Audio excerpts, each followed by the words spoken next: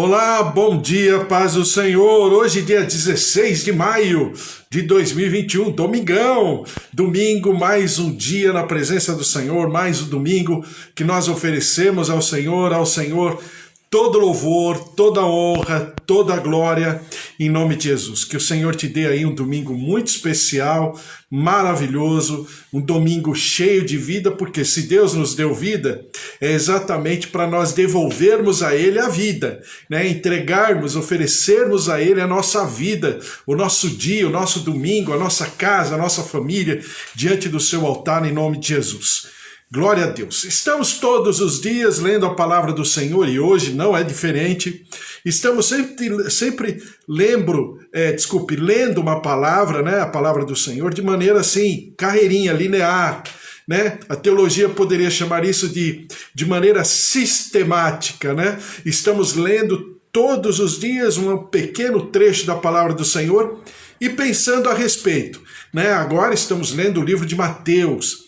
Já estamos no capítulo 20 de Mateus, né? Já passamos pelo 1, pelo 2, pelo 3, pelo 4, pelo 10, pelo 15 e agora já estamos no capítulo 20 de Mateus, falando exatamente no momento em que o Senhor está já apontando para Jerusalém, né? Ele está caminhando para Jerusalém, para os seus últimos, vamos dizer, os seus últimos dias do seu ministério, já em Jerusalém, daqui a alguns capítulos, né? E estaremos falando a respeito, a partir de Mateus, a partir do capítulo 21, já começa a falar de Jerusalém, Jesus em Jerusalém, e depois entrando já no tema, né, eu chamo de Apocalipse de Jesus, né? E Mateus pontua isso muito bem. Mas antes disso, Mateus capítulo 20 já começa com uma passagem muito assim, muito paradoxal, muito conflitiva a respeito dos nossos padrões, né? Da nossa cultura de vida, da nossa metodologia de vida, que é a parábola dos trabalhadores. E eu escrevi em um dos lugares que eu falei ontem, eu escrevi que o reino só aceita os trabalhadores da hora undécima. Por que da hora undécima, né? Da 11ª hora. Exatamente porque são os trabalhadores que aos olhos, vamos dizer assim, humanos, profissionais, né, não tinham valor algum, porque ficaram lá ao léu, lá na praça, sem uma importância, sem um valor. Ninguém os valorizou para contratá-los. Mas vai lá o Senhor da vinha, né, que representa o Senhor Jesus e o reino dos céus, o Senhor da vinha lá no 11º horário e contrata esses trabalhadores. E aí a gente falou e conversou a respeito do que significam esses trabalhadores que foram convidados a trabalharem na vinha daquele senhor, né?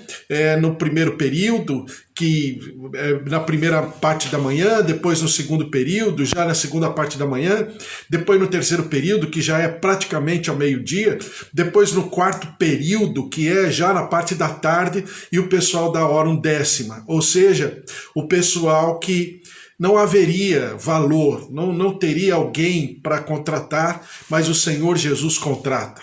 E eu falei, né, eu escrevi que nós somos, que o reino só aceita os trabalhadores da hora undécima. Por que só aceita os trabalhadores da hora undécima? Porque é aqueles que se sentem, vamos chamar assim, não se sentem menos, né? Que não são soberbos, que não têm alguma petulância, eu sou isso, eu sou aquilo, não, mas que dependem única e exclusivamente da misericórdia, da compaixão, da graça e da salvação do Senhor Jesus Cristo.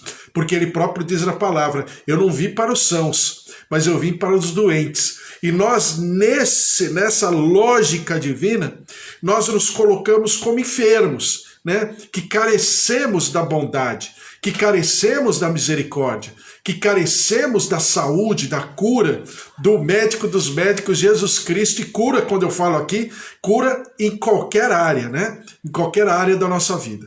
Então, e eu depois escrevi em outro lugar, que o reino, né, não está estabelecido, não tem uma das suas metodologias, né, nem a meritocracia e nem a produtividade. Por quê? Porque o Senhor Jesus deixa claro que o ser humano, por si só, ele tem uma dignidade intrínseca. Por que ele tem uma dignidade intrínseca?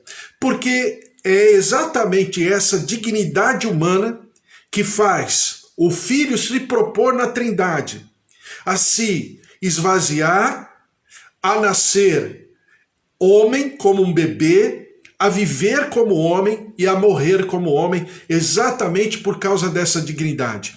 E nós, como cidadãos desse reino, não podemos enxergar o ser humano por outra lente que não seja essa lente divina.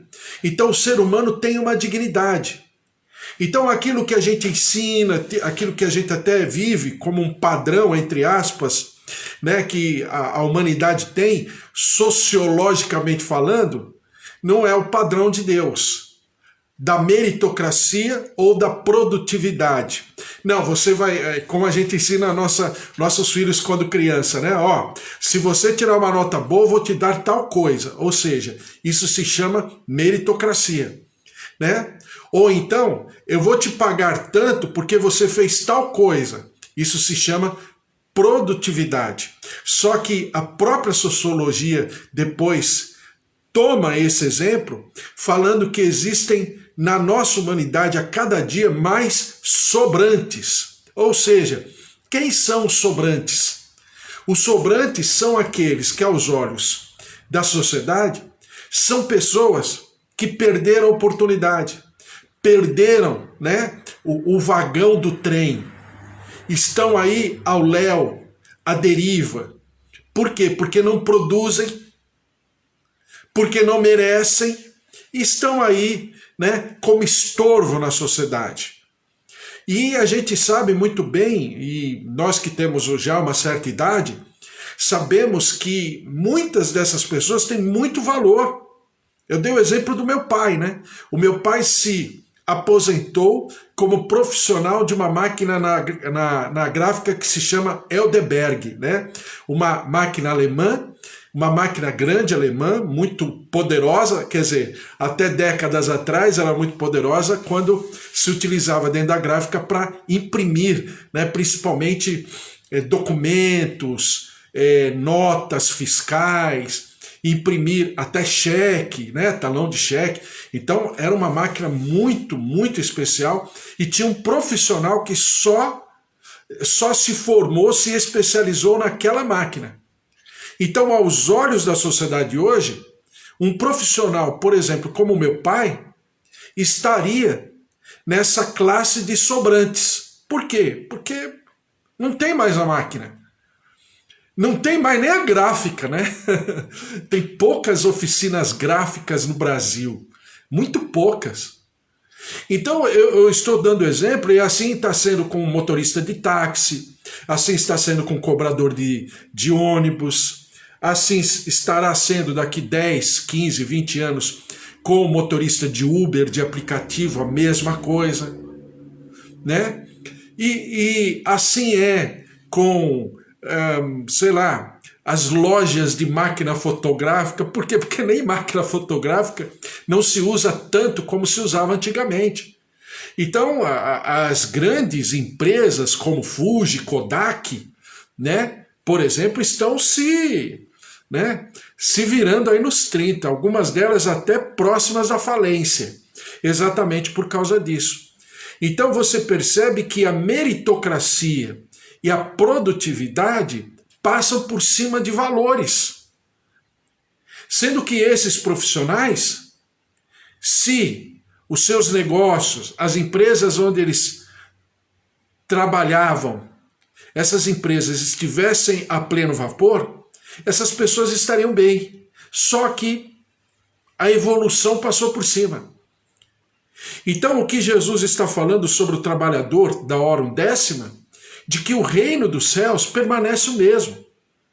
Não perdeu a validade, não mudou de estratégia, não mudou de metodologia. Não mudou de parâmetro, de paradigma, continua o mesmo. O reino dos céus continua o mesmo. E para o reino dos céus, né, a lógica da meritocracia e da produtividade não avalia um ser humano. O homem não é avaliado, ele não é identificado, ele não é precificado pelo seu mérito, pelo seu merecimento ou pela sua produção. O ser humano está acima da meritocracia e da produtividade segundo os olhos do reino. E isso para nós é um conflito. Por quê? Porque nós nos propomos e desejamos ser cidadãos dos céus e ao mesmo tempo nós temos esse choque, né, de cultura entre a cultura humana e a cultura celestial. Mas a gente sempre prefere ficar com a cultura celestial. Então é assim que a gente vai desenvolvendo, aprendendo e pensando a respeito. Então, dito tudo isso, eu quero passar para outro texto, só com duas verdades que eu quero deixar aqui. Primeiro, o reino, e o Senhor Jesus deixa isso muito bem claro no começo do capítulo 20, que no reino a verdade não é o sistema de pensamento. Então, ao contrário da religião, né, a religião é um sistema de pensamento. É um sistema, né, chamado de ética, onde a pessoa vai cumprir aquela ética, vai estabelecer os seus valores em cima daquela lei. No reino dos céus, não. A verdade é um padrão excelente de vida. Então, no reino, preste atenção, lembre-se, porque isso é uma palavra de fundamento. No reino, a verdade é um padrão de vida. Então, no reino, não basta eu saber, não basta eu entender. No reino, eu tenho obrigatoriamente dizendo, eu preciso viver, eu preciso que essa verdade faça parte integrante da minha maneira de ser, de pensar e de sentir. Então, dentro dessa lógica, o Senhor Jesus não quer, presta atenção, dentro dessa lógica, o Senhor Jesus não quer pura e simplesmente pessoas que cultuam a Jesus. Não. No reino, Jesus quer pessoas que andem nos seus passos, pisem nas suas pegadas. Parece que é igual, mas é diferente. Por quê? Porque ele deseja que nós entendamos no nosso interior de que nós precisamos não apenas cultuá-lo numa regra de procedimentos doutrinária ou de liturgia. Não. Ele quer que nós vivamos exatamente no mesmo padrão que ele viveu e ele deseja que nós vivamos. Então, no reino, a verdade ela é mais do que um sistema de pensamento. A verdade é um padrão de vida. Eu estou sobre essa plataforma e eu preciso viver e eu desejo viver dessa maneira. É diferente. É por isso que quando eu pego parábolas que nem essa, né, dos trabalhadores da vinha, eu preciso nortear, eu preciso me autoexortar, né, para entender o quanto eu estou distante e o quanto eu preciso, vamos dizer assim, desenvolver a minha cidadania. Por quê? Porque, por exemplo, a meritocracia, ela é inclusive observada nas próprias igrejas. Se fulano fez tal coisa, se fulano cumpriu tal tarefa, ele vai exercer tal cargo. Ele está apto para fazer tal coisa. Nas próprias igrejas tem isso. Mas isso não é a linha de raciocínio do reino. A linha de raciocínio do reino não é por mérito, não é por produtividade. A linha de raciocínio do reino é por ter uma vida completamente estabelecida, um padrão de vida completamente estabelecido, conforme aquilo que Jesus deseja que eu viva. Aí fica fácil. porque passa a ser uma coisa natural. E não de imposição, e não de um conjunto de regras, de um manual de procedimentos. É muito mais do que isso. Bom, dito tudo isso, vamos para Mateus capítulo 20, do versículo 17 a 19. Mateus 20, 17 a 19, que é a continuação disso que nós tivemos sobre os trabalhadores da vinha, a parábola dos trabalhadores da vinha, que diz assim: estando Jesus para subir a Jerusalém, chamou à parte os 12 e em caminho lhes disse: eis que subimos para Jerusalém, e o Filho do Homem será entregue aos principais sacerdotes e aos escribas. Eles o condenarão à morte e o entregarão aos gentios para ser escarnecido, açoitado e crucificado. Mas, ao terceiro dia, ressurgirá. Então, saindo da linha, da lógica de entendimento, quem é o trabalhador, né? Vamos dizer, capacitado para viver no reino, para trabalhar no reino, para estar, né, com o seu cotidiano totalmente conectado com o reino. Aí Jesus, mais uma vez, novamente, e isso está também dito lá no livro de Marcos, no livro de Lucas, mais uma vez Jesus fala, pontua, destaca a sua morte sacrificial e que ele seria entregue à morte. Então, os discípulos estão num dilema muito grande. Por quê? Porque vamos pegar resumidamente aquilo que Jesus já ensinou até aqui. Em primeiro lugar, né? Ele não aceitou agir na sua divindade. Não, porque a Bíblia fala que ele se esvaziou de si próprio. Né? Ele não teve por usurpação ser igual a Deus.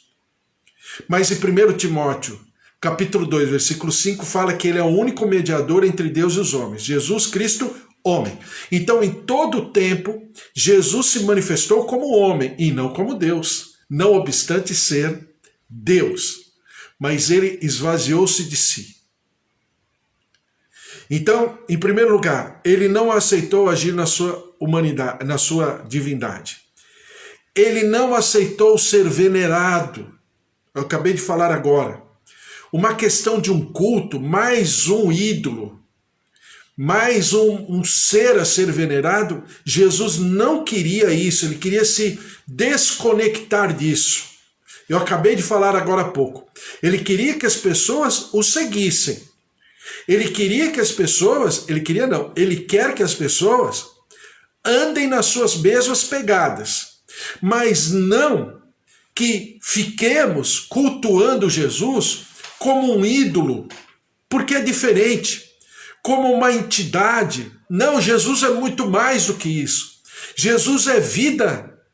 Jesus é a redenção. Jesus é a própria recriação de tudo. Jesus, nele próprio, está todo querer o efetuar. Ele é o alfa e o ômega. A Bíblia diz que o fim da lei é Cristo. Então ele realmente é muito além do que pura e simplesmente uma entidade a ser idolatrada ou adorada. Até porque ele não quer esse título. Ele nunca quis e não quer. Por quê? Porque a aliança que nós temos com Jesus é muito acima disso. Ele quer ser uma pessoa presente. A Bíblia diz lá em Apocalipse que o Senhor Jesus estava em meio às igrejas, né, das 7 igrejas do Apocalipse. Não fala que Jesus estava no altar, que Jesus estava num patamar mais alto. Não obstante, ele poder estar aonde ele quisesse, porque ele é digno de todo louvor, de toda adoração, como o próprio livro de Apocalipse diz. Mas ele não quis. Mas quando, né, ele se mostra a Maria na sua ressurreição, e Maria, a Madalena, acha que ele é o jardineiro, e ela pergunta: Senhor, onde puseste o meu mestre? E ele diz: Maria. E ela, de todos os discípulos, de todos aqueles que tiveram de experiência com a ressurreição de Jesus, ela foi a única que pela voz ela reconheceu o seu rabino, ou o seu rabi, ou o seu rabone, ou o seu mestre. Quando ele diz Maria, só isso, só uma frase, só o nome dela. Ela fala, mestre, rabone, rabi, rabino. Então, era e é e sempre será exatamente a relação que Jesus quer ter conosco. Uma relação de proximidade. Não é uma relação de alguém etéreo. Não. Alguém de fato. Agora você vai me entender. Alguém de carne e osso, que está vivo e viverá comigo e conosco para sempre, na sua presença, na sua eternidade. Então Jesus não queria ser venerado. Ele se desconectou de tudo isso. Depois, ele não aceitou que a sua proposta de reino criasse uma elite religiosa. Daí nós vemos aí, né? Mateus 18, Mateus 19, que ele abomina qualquer tipo de elite ou de elitismo religioso. Por quê? Porque isso afasta totalmente da essência de reino. Tanto é que quando ele, interpelado, com as pessoas perguntando quem era o maior, ele falou assim, o maior é a ovelha perdida. A moeda de maior valor, né? Aí a gente vai passar ainda pela dracma perdida, mas a moeda de maior valor é a dracma perdida, que ela é tão de valor que a mulher que encontra faz uma celebração, uma festa e convida os amigos para celebrarem a moeda perdida. Ora, aí você vai falar, mas a celebração não é mais cara do que a própria moeda? Porque veja o sentido de reino, ele é completamente contrário, ele é conflitante a todo momento. Mas a Bíblia fala que aquela mulher fez festa quando encontrou a dracma perdida. Quem é maior no reino dos céus? Maior no reino dos céus é o filho pródigo, que primeiro matou o pai, né? Matou o pai em vida, né? Pai, dá a minha parte, ou seja, para mim você já morreu. Eu quero a minha parte, valeu, hein? Perna para quem te quero. Ema, ema, ema, cada um com seus problemas, ado, ado, ado, cada um no seu quadrado. E o filho pródigo, ó, foi embora. Só que a Bíblia fala que ele gastou dissolutamente. Ao gastar dissolutamente, a Bíblia diz que ele cai em si. Esse é o cidadão do reino dos céus. É exatamente esse sentimento, cair em si. A Bíblia fala que ele caiu em si e disse, quantos diaristas na casa do meu pai, não são nem os empregados vinculados, né? De vínculo empregatício, são os diaristas. Quando os diaristas na casa do meu pai têm mais honra do que eu? É exatamente esse sentimento que faz um homem do nível do filho pródigo estar capacitado, habilitado para entrar no reino dos céus. Ele volta, reconhece o seu erro, se arrepende e se prostra diante do pai. Sabe quanto custou para o pai? Custou tudo, a vida do pai. Porque o pai em nenhum momento perguntou quanto ele tinha gasto. Nenhum momento o pai perguntou se ele tinha troco. Não. O pai lhe deu a capa, lhe deu o anel, lhe deu as sandálias. Ou seja, exatamente tudo aquilo que o filho pródigo tinha perdido e mais ainda. Porque o filho pródigo, nessa atitude do pai, cerimonialmente falando, dentro da liturgia, dentro da lógica da cultura hebraica, o pai estava elevando aquele filho pródigo a primogênito.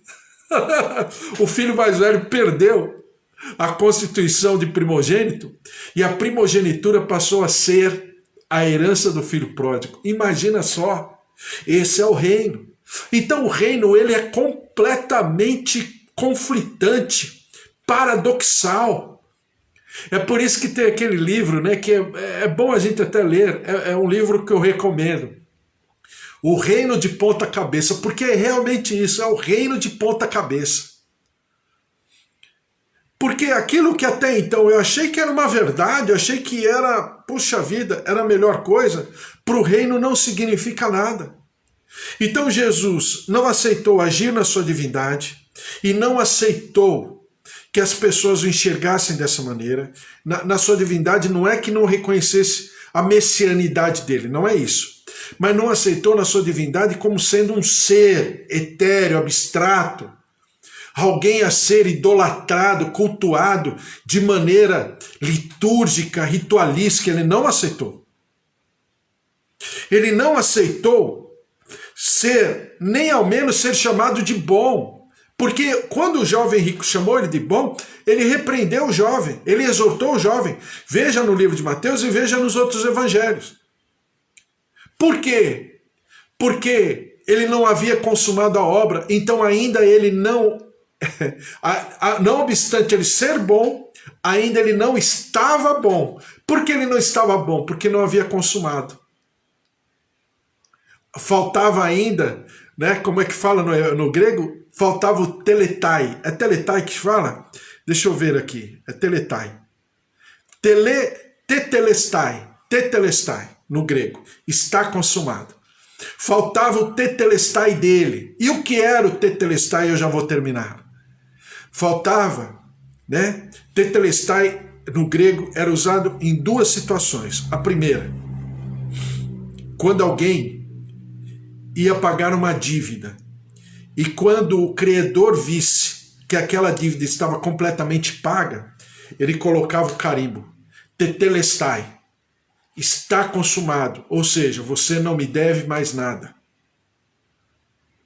E a palavra tetelestai era usada, esse conceito, né, essa afirmação, era usada, por exemplo, quando alguém ia comprar uma propriedade e a pessoa queria uma terra. E ele ia atrás do proprietário, o proprietário falava, essa terra é X. Aí a pessoa ia, buscava o dinheiro, geralmente eles enterravam, né? Os valores eram enterrados, daí Jesus falar que o reino dos céus é como um tesouro escondido, porque os tesouros eram enterrados, era assim que era feito na época. Então aquele proprietário, assim meio disfarçado, ia dentro da própria terra, desenterrava, aquele que queria comprar ia na sua terra anterior, desenterrava o tesouro, os seus valores, para dar o preço equivalente, levava aquele preço. A pessoa aí, geralmente com várias testemunhas, porque não tinha o papel, né? Era mais no fio do bigode, como diziam antigamente. Então eles iam lá, conferiam, e aí eles tinham sim um pergaminho, e aí procuravam alguém que tivesse, naquela época já se chamava fé pública, né? Hoje em dia a gente já sabe o que é. Um advogado tem fé pública, um policial tem fé pública, alguns profissionais, algumas pessoas dentro da nossa sociedade têm fé pública. Então ele chamava alguém que tivesse fé pública e conferia o valor com o tamanho da terra, tá tudo em ordem, aí tetelestai, carimbava. Ou seja, aquela propriedade passou a pertencer àquela pessoa. Então, tetelestai significa no grego a dívida está paga, e tetelestai significa no grego também essa propriedade é minha. Tetelestai, não tem mais o que fazer. Tetelestai, tudo que haveria de ser feito foi cumprido cabalmente, minuciosamente, né? Metodicamente. Não tem mais o que falar, não tem mais o que fazer. Está consumado. Tetelestai. Então eu imagino os discípulos se perguntando, quando Jesus falou que tudo aquilo que ele, né, novamente estava falando que ele haveria de passar. E com certeza os discípulos estavam passando o filme na cabeça de tudo aquilo que já havia acontecido, de tudo aquilo que Jesus havia já ensinado, de tudo aquilo que Jesus queria até se afastar, se desconectar. Mas ao mesmo tempo, daquilo que era o seu desejo. E aqueles discípulos estavam realmente numa saia justa. E aí mais tarde a gente conversa a respeito. Hoje, como é domingo, nós temos 2 reuniões, agora às 10, né? A gente vai orar e depois a gente volta aqui às 4:30 da tarde. Tetelestai, está consumado. Jesus mergulhou na morte exatamente depois de estar tudo consumado. Ninguém poderia fazer ou realizar mais nada. Não tinha mais o que fazer. Tetelestai. Agora sim, Jesus está bom. Jesus era bom e agora quando ele fala tetelestai, agora ele está bom. Por quê? Porque ele fez toda a tarefa, ele cumpriu com toda a tarefa, com toda a sua responsabilidade. Amém? Olha, a palavra de Deus ela é maravilhosa, né? Bom dia a todos. Bom dia, Gigi. Te amo também. Deus abençoe, Gigi. Bom dia, Eva, Carlos, filha, genros, netinho. Bom dia, Mara. Bom dia, Bispo Antônio, Suzy, Priscila. Bom dia, João. Bom dia, Elizabeth. Permanecemos em oração, claro, Elizabeth, pelo pastor Paulinho, né? Estamos orando pelo pastor Paulinho, pela pastora Nadir, por todos aqueles que estão ainda passando pela Covid-19. Nós sabemos que o Senhor é Deus e que o Senhor está visitando a vida do Paulinho, curando, visitando, renovando, restaurando, em nome de Jesus também. Todos que estão aqui comigo, meus tios, minhas tias, minha tia Rosália, minha tia Alzira, meu primo Alexandre, que nós estamos orando, também todos os meus tios, filhos, netos, sobrinhos, genros, noras, em nome de Jesus também, meus pais, seu João, dona Dária, seu Toninho, dona Nadir, todos estamos orando, colocando cada dia diante do altar do Senhor, também pelos familiares da dona Maria Helena, né, que entregou o seu espírito ao Senhor, né? Nessa madrugada de sábado ela faleceu, ontem à tarde foi o velório, o enterro, então nós estamos orando também pelos seus familiares, pela sua filha Tati, a minha amiga, a sua filha Tati, uma serva do Senhor, uma serva ungida do Senhor, que eu gosto muito, que eu amo sua vida, seu esposo, a Gabi, sua filha, Deus abençoe a todos ali, estamos orando em nome de Jesus, vamos orar, colocar tudo diante da presença do Senhor, em nome de Jesus. Senhor, nosso Deus, nosso Pai, mais uma vez na Tua presença, mais um domingo, mais uma manhã, ao Senhor todo louvor, toda honra e toda glória.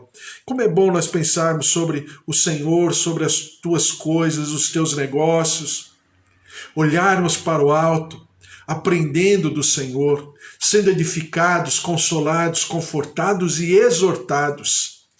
E nós te louvaremos sempre, e nós sempre daremos ao Senhor todo louvor, toda honra e toda glória. Derrama-te, ó Deus, sobre os nossos amados, nossos queridos, nossos familiares, pastora Nadir, o pastor Paulinho também, junto com a sua família, Elizabeth e seus familiares. Tua graça, tua presença se derramando poderosamente, curando, visitando. Senhor, visita-nos na nossa saúde, visita-nos, ó Deus, restaurando-nos, reconstruindo-nos naquilo que seja necessário. Olhos, ouvidos, pulmões, vias aéreas, vias respiratórias, artérias, tendões, músculos, órgãos. Recebam a vida, recebam a cura, a saúde do Senhor, em nome de Jesus. Eu repreendo o câncer, eu repreendo toda comorbidade e declaro o poder da vida, o poder da ressurreição em nome de Jesus. Senhor, derrama-te, ó Deus, sobre cada um de nós, nossos familiares, nossos queridos, e também, ó Deus, continua a falar ao nosso coração, conforme essa palavra de hoje, de Mateus capítulo 20, quando Jesus estava falando com seus discípulos, falando de tudo aquilo que ele passaria. Ó Deus, porque a sua obstinada tarefa era se entregar por nós na cruz do Calvário. Por isso, ó Deus, que nós possamos nos abrir e nos derramar, nossas famílias, nossos queridos, diante desse mover, diante dessa entrega maravilhosa e declararmos que Jesus é o nosso Senhor, é o nosso Salvador, é o nosso libertador, é o nosso resgatador, e Ele oferece uma vida, Ele propõe uma vida eterna, uma vida poderosa, maravilhosa. A tua palavra diz que é uma vida abundante, e que essa vida abundante, ó Deus, faça parte do nosso interior, da nossa vida, a todos nós que estamos aqui em nome de Jesus. Senhor, derrama-te sobre o nosso país, derrama-te sobre o nosso Brasil. Senhor, em nome de Jesus, tem misericórdia. Quantas famílias, quantos maridos, esposas, filhos, mães, pais, avós, netos estão agora chorando, os seus queridos, os seus amados. Senhor, em nome de Jesus, vem com o teu consolo, com o teu conforto, com a paz que excede o entendimento. Derrama-te sobre cada um, derrama-te sobre o nosso povo, ó Deus. Perdoa-nos na nossa iniquidade, no nosso pecado, na nossa transgressão. E ao mesmo tempo, Senhor, derrama-te com a tua compaixão, quebrando toda a maldição da terra, de morte, de destruição, de infecção. Senhor, em nome de Jesus, tem misericórdia, vem com a tua justiça, com o teu juízo sobre esses gestores públicos, ó Deus, que deixam o povo, ó Deus, à deriva. Senhor, em nome de Jesus, tem misericórdia, cura, visita, liberta o nosso país. E nós daremos sempre ao Senhor todo louvor, toda honra e toda glória. Senhor, derrama-te sobre nós, cada família que nós representamos aqui, nossos filhos, nossos netos, o marido, a esposa, ó Deus, os avós, os tios, sobrinhos. Senhor, em nome de Jesus, visita-nos poderosamente, cura-nos, restaura-nos, derrama-te com a tua alegria, com a tua paz, e nós daremos sempre ao Senhor todo louvor, toda honra e toda glória. Nós oferecemos esse domingo, derramamos e colocamos esse domingo, ó Deus, na tua presença, no teu altar, para que o Senhor faça e cumpra com a tua palavra sobre as nossas vidas, sobre a nossa casa e a nossa família, e nós daremos sempre ao Senhor todo louvor, toda honra e toda glória, em nome de Jesus. Amém. Amém? Que o amor do Deus Pai Todo-Poderoso, que fez o céu e a terra, e a vida vitoriosa em Jesus Cristo, e as consolações do Espírito Santo da promessa, estejam sobre a tua vida, a tua casa, a tua família, os teus queridos, porque ninguém pode separar desse amor, né? Porque se Deus é por nós, quem será contra nós? Se o Senhor é o nosso pastor, de nada nós teremos falta. Um beijo para você, um domingo maravilhoso, especial, e às 4:30 da tarde a gente volta aqui, tá bom? Um beijo para você, fica na paz, tchau, tchau. Bom domingão aí para você. Tchau.